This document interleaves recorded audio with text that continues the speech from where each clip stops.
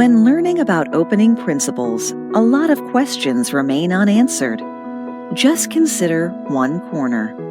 Where should you play? You may remember that you shouldn't play on the first and second line, but other than that, the options from 1 to 5 all seem to be playable. Still, what next? If you play a move in the corner, can your opponent still attack it?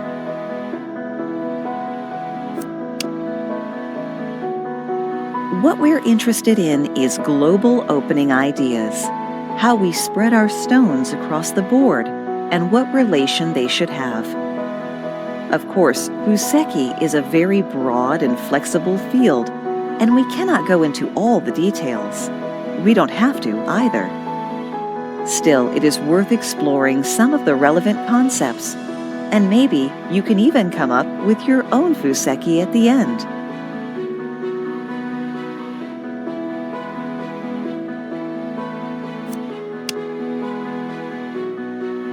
One option after the corners are taken is for black to enclose one of them.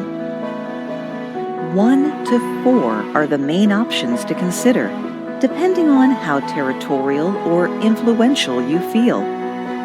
These prevent white from sharing the corner by approaching it themselves.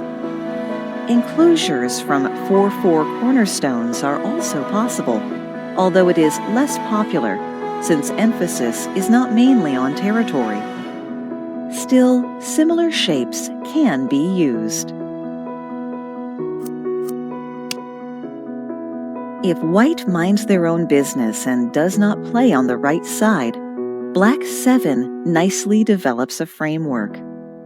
If you like trying to build a huge territory like this, an enclosure is worth considering.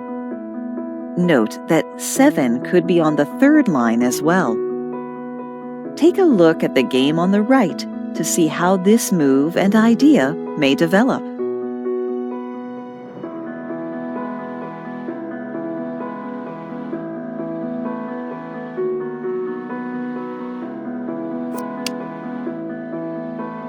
Here is where Ni Wei-ping played as white in 1993 versus Zhu Ying as black.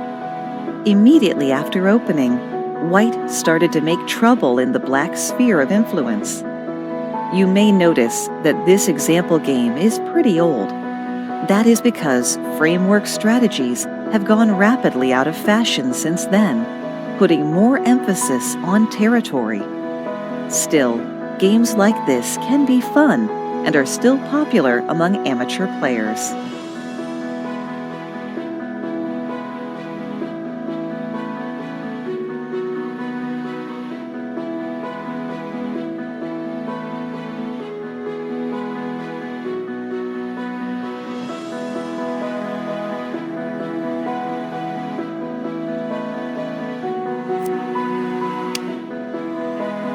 Instead of enclosing the corner, black may try to play 5 and 7. This is called the mini Chinese. Look at the Chinese opening to compare. This is actually quite similar to enclosing the corner.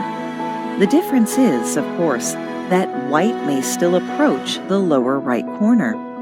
Let's take a look at some examples.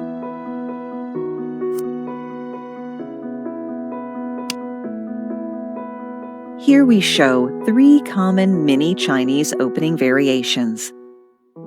And there are a lot more nuances to the mini Chinese than we've made it seem like. However, the main ideas are: you can build a framework even if white plays on the right. You can use the lower side formation to attack when white approaches the corner.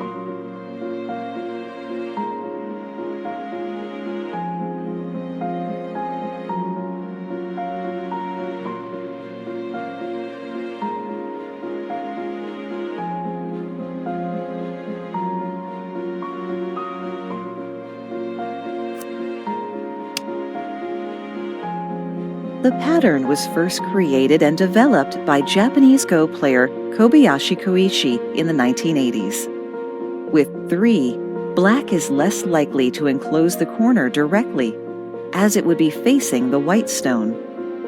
However, ideally, black would still like to keep the lower right corner. The point is, by playing 5 and 7, black is gaining strength, defending the corner indirectly.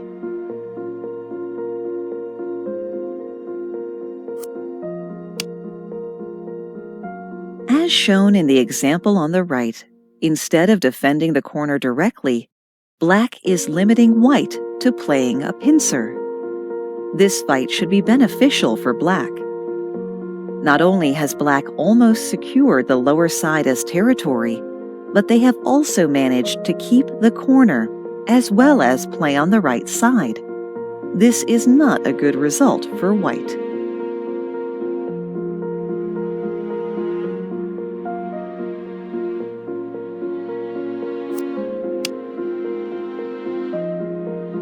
Since white is afraid to be pincered, a far approach like the move at 1 is preferred. If black pincers now, white has more space to work with.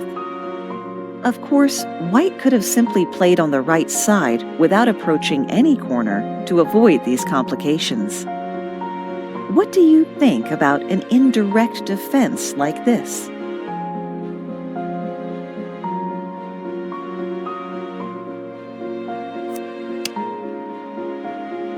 The Chinese opening originated in Japan in the 17th century and was perfected by Chinese player Chen Zhudai in the 1960s. There are 2 Chinese openings, the high at 1 and the low Chinese at 2. If you understood the idea of Kobayashi and mini Chinese, you may guess what black's plan is if white approaches the lower right corner.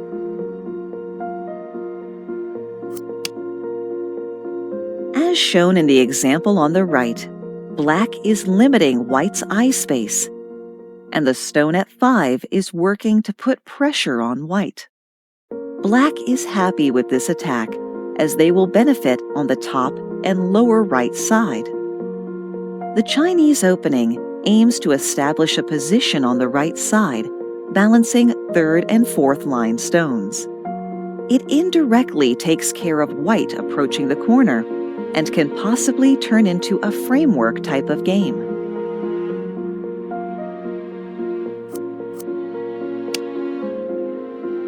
The Sonrinsei is another 3-stone formation on the right side, putting more emphasis on the center and building a framework. Takamiya, one of the most unique and interesting players with his cosmic style, put a lot of emphasis on the center. When you play the Sonrinsei, you can try to mimic him. Let's check out some variations on the right to get a feeling for these ideas.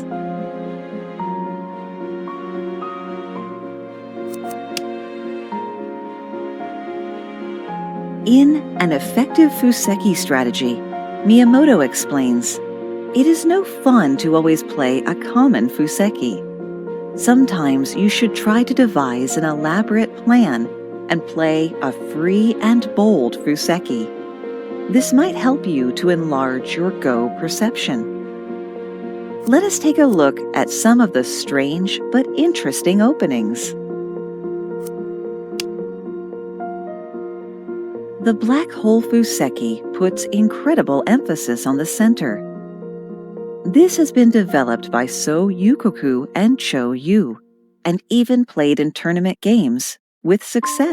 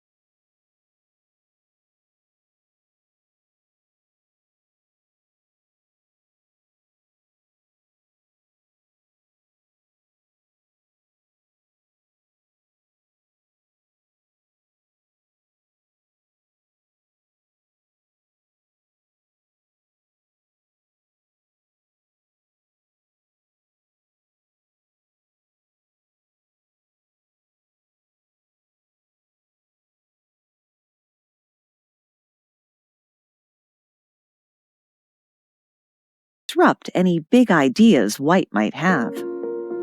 In the meantime, black will try to pick fights wherever possible, using the center stones to that effect.